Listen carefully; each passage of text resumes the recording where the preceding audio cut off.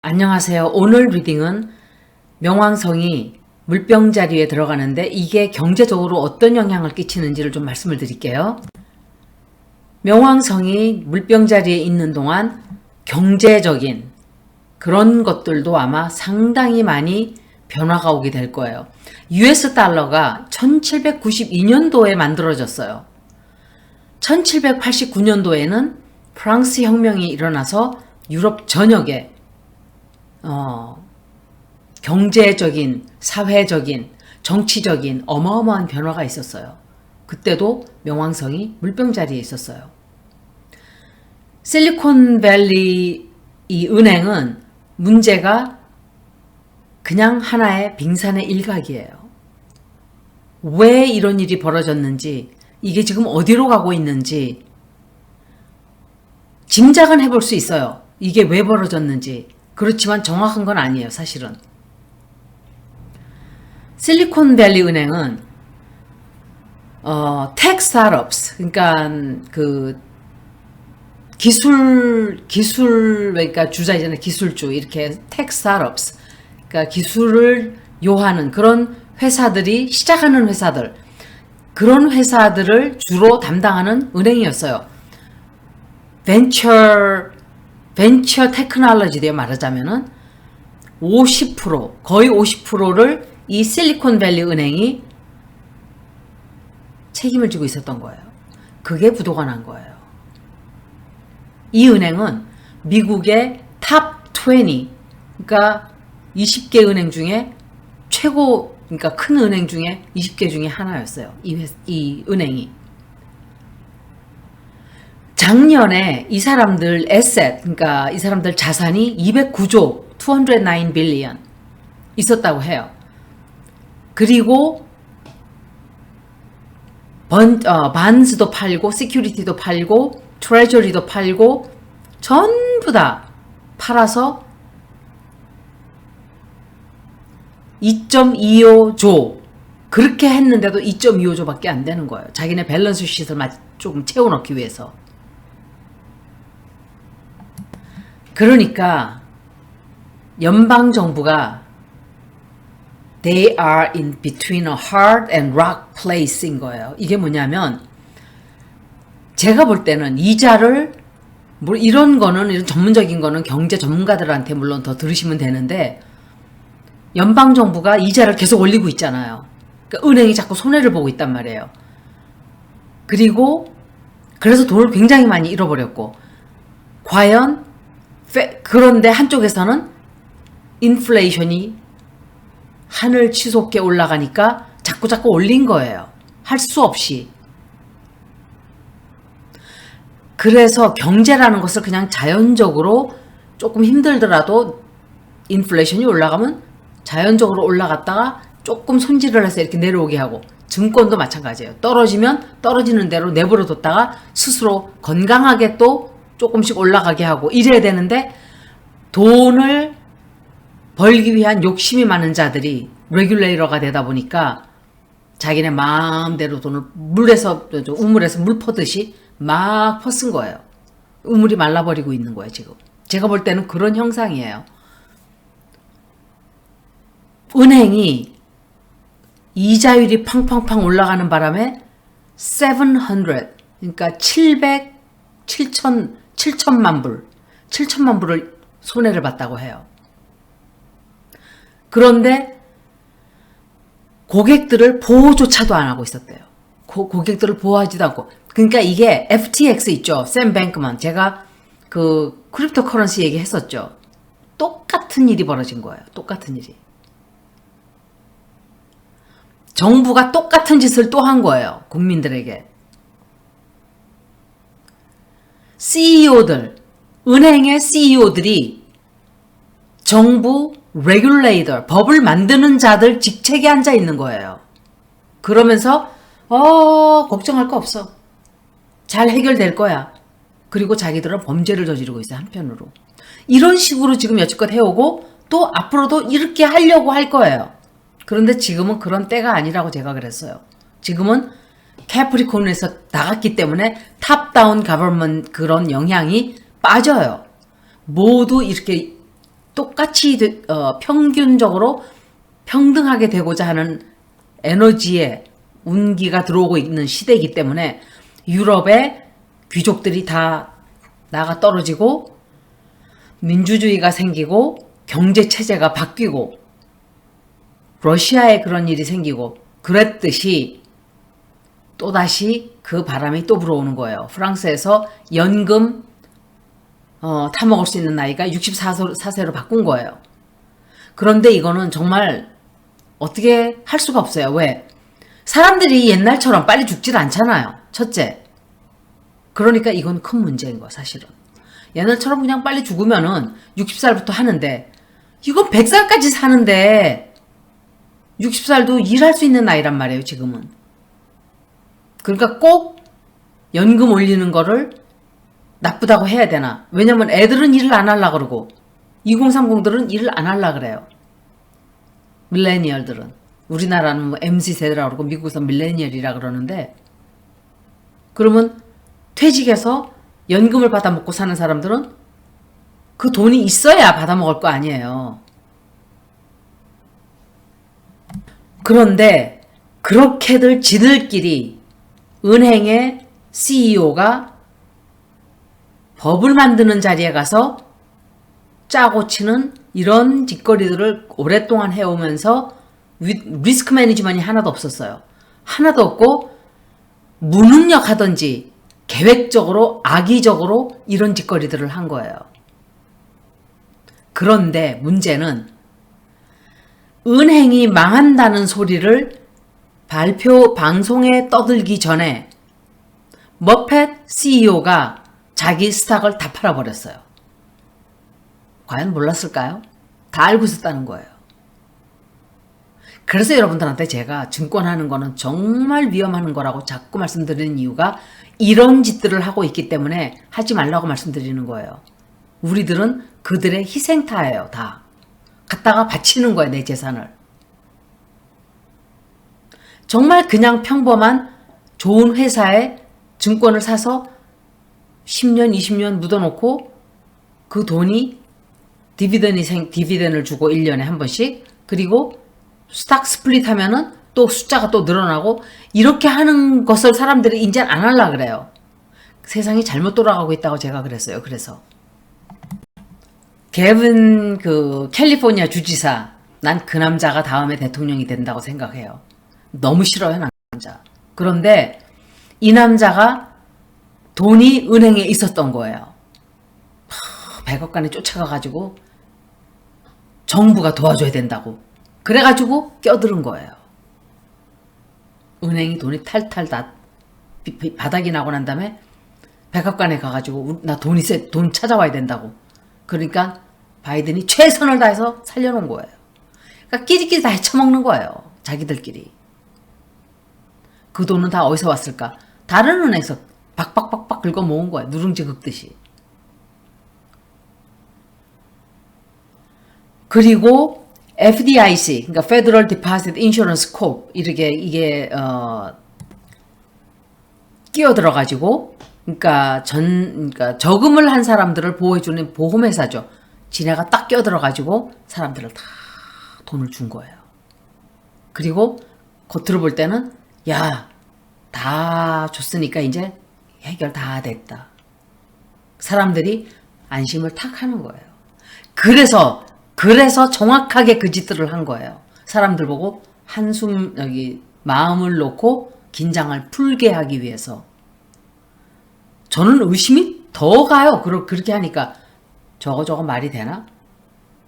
그래서 그렇게 한 거예요. 지금 문제가 제가 그랬죠. 순자의 얘기를 말을 했었죠. 순자의 얘기를 하면서 사람들에게 상을 막 주는 것은 이 돈 다 갚아주고 막 자원이 다 떨어졌다는 소리예요. 무서운 거예요, 이거는. 이게 어떤 방향으로 튈지 아무도 몰라요. 법을 만드는 자들조차도 모르고 은행의 CEO들도 앉아가지고 고객들이 우리를 믿고 있다고 이렇게 회의들을 하고 있어요. 왜냐하면 불안하거든요. 자기네 돈이 없는 걸 아니까. 사람들의 마음을 안심을 사기 위해서 그 짓들을 했어요. 3월 26일 2020년도 은행 시스템, 미국의 은행 시스템 바꿔버렸어요. 이게 어떤 식으로 바꿨냐면 Neural Reserve Banking 시스템으로 바꿔버린 거예요. 이거 무슨 소리냐? 은행이 자기네 하고 싶은 대로 마음대로 할 수 있게끔 법을 바꿔버린 거예요. 그게 2020년 3월 26일 사람들이 팬데믹으로 미친 듯이 고통을 받고 있을 때 이런 짓거리들을 하고 있었던 거예요, 정부는. 그런데 제가 그래서 여러분들한테 계속 미국 정부를 믿지 마세요 하는 거예요. 우리나라 사람들처럼 미국 정부 신처럼 떠받드는 나라 이 세상 하늘 아래 아무도 없어요. 이런 짓들을 하고 사기를 치고 있는데 우리나라 사람들은 미국, 오로지 미국, 중국은 나쁜 놈, 러시아 나쁜 놈. 잠에서 깨야 돼요, 진짜로. 왜 그러냐면은 팬데믹을 겪으면서 사람들이 돈을 빌려가는 거를 그 돈 빌려가는 액수가 확 줄어드는 거예요. 확 줄어드니까 클라이언트들의 돈 들어온 거, 그러니까 입금한 돈으로 사들인 거예요. 그래서 법을 바꿔버린 거예요. 법을. 왜냐하면 내가 은행에 가면 돈을 찾아야 될 거 아니에요. 돈을 찾으면 돈을 당장 줘야 돼요. 캐시를. 내가 이제 은행에 딱딱딱 가요. 나 저기 뭐 예를 들어서 이제 어떤 사람이 10만 불 필요하다. 캐시가 현찰이. 그렇게 하는 사람은 거의 드물지만 그래서 그렇게 한 거예요. 또. 하지만 미리 알려줘야만 그 돈을 주는 거예요. 이제는. 그래서 그걸 이해를 못해서 왜 돈을 미리 말해줘야 되지? 그러니까 이 사람들 핑계는 은행 안전 때문에 그렇다 이러는데 아니라는 거죠. 돈이 없는 거예요. 그래서 예를 들어서 어떤 은행에서 어떤 고객이 나 100만 불 캐시 내놔. 옛날하고 다르잖아요. 지금은 옛날에는 은행에 가서 돈 주세요 해서 가방에 돈을 담아서 온단 말이에요. 지금은 다 디지털로 하잖아요. 그러니까 준비가 안 돼 있는 거예요, 은행들이. 그런 것에 대한. 돈을 막 꺼내서 한꺼번에 돈이 쫙 빠져나간다고 생각해 보세요. 은행이 부도나는 거예요. 그래서 고객의 돈을 놔둬야 되는 거예요. 예를 들면 20만 불을 내가 디파짓 했다. 그러면 그 돈을 그냥 놔둬야 돼요. 근데 지네 마음대로 막 써먹고 있는 거예요. 여기 디파짓하고 저기 갔다가 투자하고 해가지고 문제가 생기면 돈이 없는 거예요. 지금 이런 지경에 이르렀어요. 그런데 은행이 부도가 나면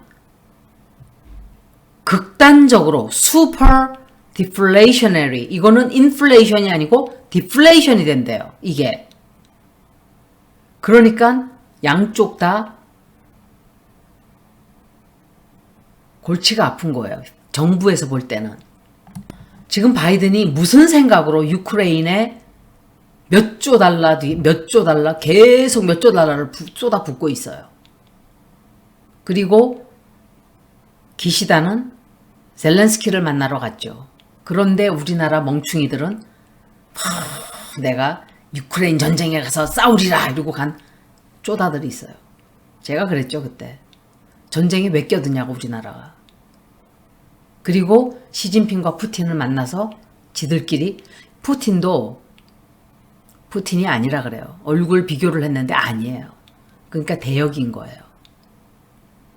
푸틴이 숨어 있던지 아프던지 그래요. 죽었다는 말이 나왔었어요. 죽은 것 같진 않아요, 아직은. 이 사람 얼마 멀지 않아요. 제가 조금 이따가 얘기하겠지만 이 사람이 푸틴이 죽는 게 아닐까? 리딩을 한번 해보긴 해봐야 돼요. 제가 유크레인 전쟁 날 때 푸틴 이 사람 끝났어요. 제가 그랬어요, 그때. 그러니까 사람들이 뭐 전쟁 났는데 어쩌다 저쩌다. 제가 리딩하는 거는 한 시간이 좀 걸려요, 보면은. 제가 보니까. 그리고 트럼프 얘기 나왔을 때도, 대통령 됐을 때도 제가 그랬어요. 이 사람 끝났다. 저는 딱 본 게 트럼프가 강을 건너서 도망가는 거였어요. 도망가는 거. 그래서 이 사람 끝이다. 계속 근데 뭐 잘 가고 이러니까 사람들이 그냥 넘어간 거예요. 뭐 탄핵하는 거는 제가 몇 달까지 정확하게 맞췄어요. 그거는 모르겠어요. 하여간 그랬는데 푸틴은 트럼프는 끝이야. 시진핑도 다 끝나게 돼 있어요. 사람들이 42조를 인출을 했대요. 돈을. 인출이 맞나요? 위드로 하는 거? 돈을 꺼내는 거? 맞는 말인가? 입금을 넣는 거라 그러죠. 사람들이 42조 달러를 꺼냈대요. 그러니까 은행에서 그런 일을 겪어보질 않았기 때문에 그런 일이 벌어지고 부도가 나고 다 막 그냥 미친 듯이 해결을 하고 사람들에게 안심하고 있어도 된다. 그런데 만약에 5개 은행에서 그런 일이 벌어져 보세요. 체이스 은행은 이번 여름에 그러니까 그게 안 좋아요. 무슨 일이 생길 수 있어요. 체이스 은행에. 그런데 문제는 FDIC가 Federal Depositors Insurance Corp 이 보험회사가 가지고 있는 자산이 125빌리언밖에 없대요. 120조 달러밖에 없대요. 지금 있는 게. 그런데 이 보험회사가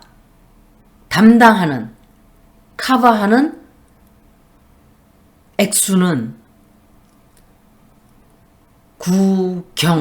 그러니까 9 trillion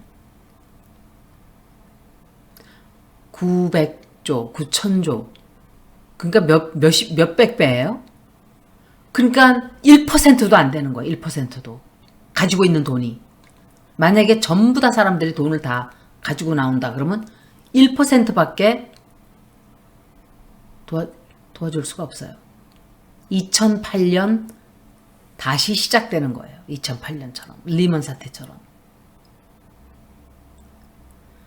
여러분들은 지금 어떤 일들이 벌어지고 있는지도 저도 몰라요. 사실은 이렇게 되고 있을 거다 하고 짐작만 하지 이것들이 무슨 짓거리를 하는지 지금 미국 정부가 요런 짓을 하고 있는 거예요. 군사적으로, 경제적으로, 사회적으로 완전히 썩었어요. 썩어서 문드러지고 문질러지고 완전히 가지가 썩으면은 물컹물컹하고 막 맨질 수도 없이 되죠. 그런 상황이 돼버린 거예요. 암이 국가 전체에 다 퍼져 있어요. 경제 체제가 완전히 썩어 있어요. 겉으로 볼 때 멀쩡하니까 미국이 제일 잘 나가네? 이러지만 미국은 이제 막다른 골목에 왔어요. 여러분들은 그걸 알아야 돼요. 미국은 자기 스스로 내부로부터 무너진다 그랬죠. 제가 어느 나라든지 롬도 자기 스스로 무너져 내리고 몽골도 마찬가지예요. 모두가 다 지 힘에 지가 대가리가 커져서 뒤뚱거리다가 지가 꽝 하고 자빠지는 거예요. 다른 나라가 쳐들어가서 내리칠 필요도 없어요. 중국은 안 썩어 있냐? 똑같아요. 중국도 썩을 대로 썩어 있어요. 미국도 썩어 있어요. 그러면서 제가 그게 3년 전에 제가 모리 총리 관상을 보면서 얼굴은 저렇게 생겨야 된다. 제가 지도자가 저렇게 생겨야 나라가 잘 산다. 제가 그랬죠. 모리 총리 얼굴을 보세요. 그 사람 얼굴은 번쩍번쩍해요. 광채가 나요. 얼굴에서. 돈이 막 얼굴에 더덕더덕 붙었어요. 그 사람. 솔직히 말하면. 그 사람을 좋게 얘기하는 게 아니라 재물적으로 그렇다고요. 그러니까 인도가 잘 될 수밖에 없는 거예요. 근데 우리나라는 콧구멍 뻥뻥 뚫려가지고 여기 살도 하나도 없고 가난뱅이 거렁뱅이처럼 생긴 걸 뜨고 올려놓고 나라 잘 살길 바라요? 행운을 빌어요. 가난하기만 하면은 경제적으로만 좀 망쳐놓으면 그거는 다시 회복이 돼요. 총체적으로 난국이에요. 이거는 완전히. 회복시킬 수 없는 짓을 하니까 이게 문제인 거예요. 그리고 은행이 보면은 저는 작은 은행이에요. 제가 거래하는 데는. 크레딧 유니언이에요. 크레딧 유니언들은 조금 달라요. 그래서 큰 은행보다 작은 은행들이 훨씬 더 건전해요. 사실은. 크면 클수록 문제가 더 많은 거예요. 이 사람들이 정부에서 자 이제부터 우리가 디지털 화폐를 쓰기로 했다. 아마 디지털 화폐로 갈 거예요. 천왕성이 황소 자리에 들어가 있는 건 황소 자리는 디지털 커런시예요. 1792년도에 미국에 달러가 생겼죠. 아마 디지털 달러로 갈 거예요, 앞으로. 거기다가 명왕성이 물병자리잖아요. 물병자리는 디지털이에요. 전기적으로 하는, 전자로 하는. 제프 칵스가 이것을 하기 위해서 디지털 페이먼트 시스템으로 가기 위해서 계속 기다리고 7월 달이면 그거를 임플리멘 한다 그래요. 두고 봐야 알겠죠.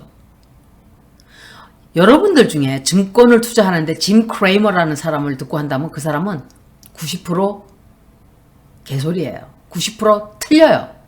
자기는 파이낸셜 애널리스트라고 나와서 떠들어대는데 그 인간 내가 듣고서는 30년 전에 30년이 아니구나 20몇 년 전에 돈 날린 거 아니에요. 증권.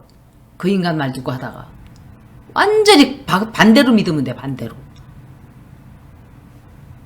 근데 그 사람이 예견한 것들이 다 틀렸어요. 비트코인에 대해서도.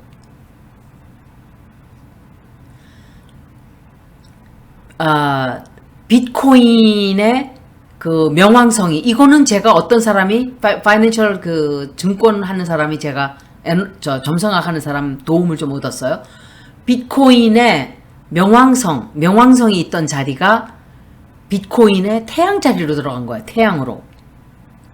그때 몇백만 불의 비트코인이 도둑 맞았어요. 사람들의 구자로부터 빠져나가 버렸어요. 어디론가.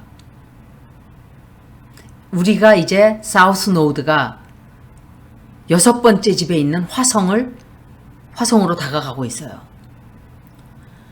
6번째 집에 있다는 것은 불행한 장소예요. 불행하다는 뜻이에요. 거기가 House of Bad Fortune.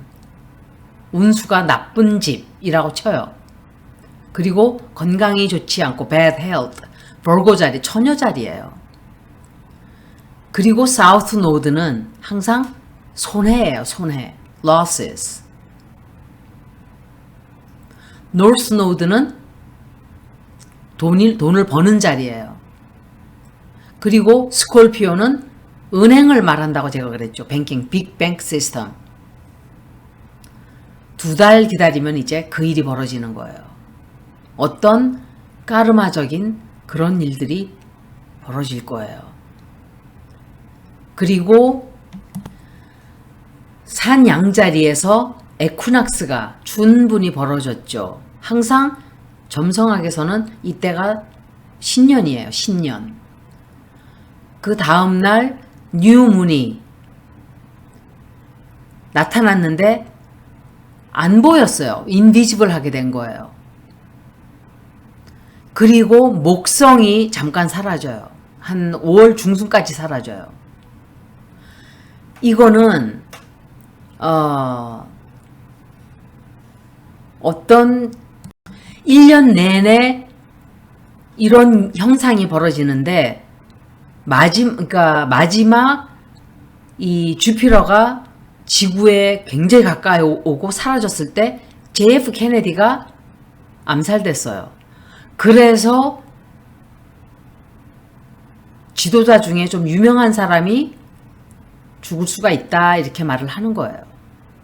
옛날 거를 보아서 이렇게 됐던 적이 있었기 때문에 이거는 푸틴도 될 수 있고 젤렌스키는 얼굴이 보세요. 유크레인은 자기 챙길 거 다 챙기고 있어요. 푸틴은 너무 젤렌스키를 과소평가했어요. 내가 젤렌스키를 좋다 나쁘다 얘기하는 게 아니라 과소평가했어요. 쉽게 들어가서 크리미아 반도 먹듯이 쑥 하고 먹고 나올 줄 알았는데 세계 경제가 지금 이 전쟁 때문에 힘들죠. 전쟁은 아마 내년쯤이면 끝날 거예요. 제가 볼 때. 올해 끝난다고 말들 하는데 내년 봄쯤에 끝나지 않을까. 내년 봄이나 내년 초나. 조금 더 길어질 수 있지만 그렇게 길게는 안 갈 거예요. 길어지긴 했어요. 제가 생각했던 것보다. 아프간 전쟁처럼 막 몇십 년씩 가고 이러지는 않게 될 거예요. 그렇게 된다고 생각을 했었는데 보니까 서서히 끝나가는 게 왜냐면 푸틴이 끝나잖아요. 그래서 내가 착각을 했구나 그거를. 푸틴 끝나면은 그 전쟁은 끝나게 돼 있어요. 그런데 다른 전쟁이 시작될 수 있어요. 어디선가.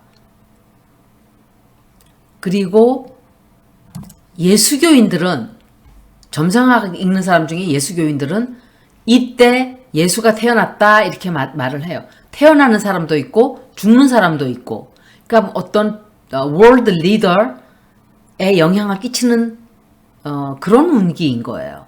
태어나든지 죽든지. 왜냐면은 그 성서에서는 그렇게 얘기하잖아요. The great king will die.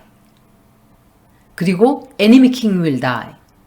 적의 왕이 죽을 것이다. 그런데 제가 생각할 때 이거는 은행을 뜻하는 것도 아닐까. 뱅크, 은행이 무너지고 리세션이 생기고 그럴 수도 있겠죠.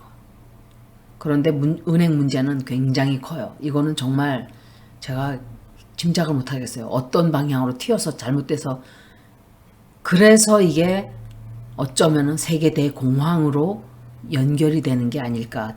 밴디지를 붙이고 막 응급치료를 막 처치를 해놓고 이러다가 결국은 골마서 터져서 도저히 손을 완전히 쓸 수 없을 정도로 망가질 때 저는 세계 대공황이 온다고 생각해요. 이 중에는 뭐 여러 명도 있겠죠. 죽는 사람들이. 푸틴도 될 수 있고 바이든도 될 수 있고 김정은도 될 수 있고 두고 보면 알겠죠. 여러 뭐 리더가 한두 사람이 아니니까. 제가 2023년 4년 이것은 물병자리에 들어가는 병왕성이 물병자리로 들어가면서 경제적으로 어떤 일이 있을 수 있나 이거는 하나의 추측이고 프리섬션이에요. 어떤 예측을 해보는 거지만 읽어드렸습니다. 여기까지 들어주셔서 고맙습니다.